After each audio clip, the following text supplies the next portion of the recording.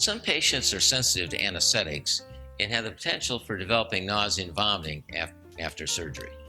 Fortunately, this is not common, and the great majority of our patients don't have these symptoms. However, we found that many patients who experience postoperative nausea and vomiting tend to be prone to having this sensitivity to anesthetics, and they also tend to be patients who are prone to developing motion sickness.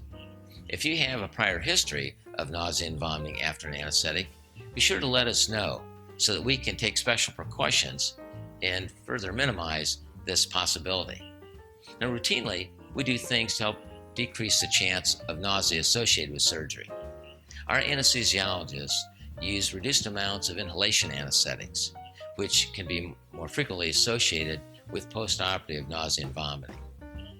They also tend to use a medication called propofol, which can frequently be used in place of inhalation anesthetics and is felt to actually help prevent postoperative nausea and vomiting. In addition, we minimize the amount of narcotic medications that are used in surgery. We do this by using special long-acting infiltration anesthetics and other special surgical techniques.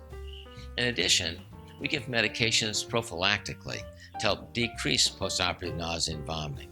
For example, we commonly use a scopolamine patch placed on your shoulder or neck, which works for several days to help not only reduce your chance of developing nausea and vomiting, but also to accentuate the effectiveness of your pain medication.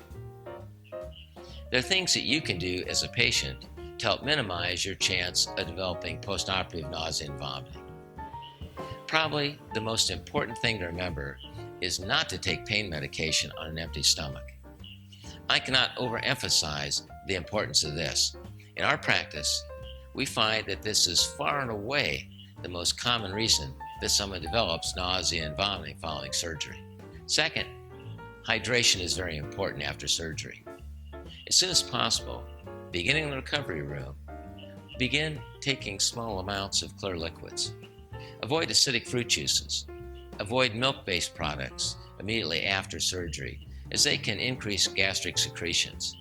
Also, avoid excessive amounts of carbonated beverages, such as soft drinks, as they can distend the stomach. Flat ginger ale, it can often help to decrease postoperative nausea and vomiting. In fact, 5 random studies showed that ginger actually reduced postoperative nausea and vomiting by affecting serotonin levels in the body. Popsicles, apple juice, non-caffeinated juices, electrolyte juices such as Gatorade are extremely helpful. If you do start to feel nauseated after surgery, take the following steps. Don't move around. Rest quietly in a dark room and apply cold compresses. Sip on ice chips or take small sips of clear liquids. You can take a compazine rectal suppository. The medication is in a foil wrapper, which is removed, and the suppository is placed in the rectum. Now, there are numerous blood vessels in the rectum which allow the medication to quickly absorb into your system. Wait 20 minutes and then begin to increase your oral intake. Start with clear liquids.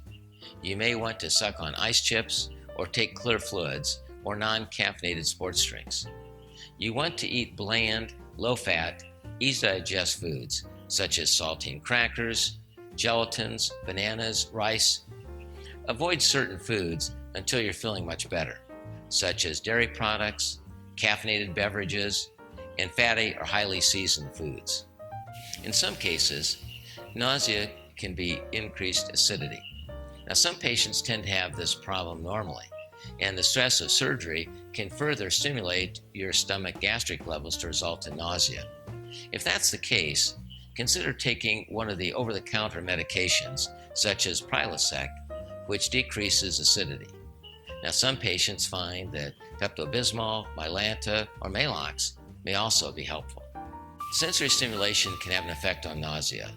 That's why we recommend being in a quiet, dark room. Some individuals feel that smells may also have an impact. They advocate aromatherapy.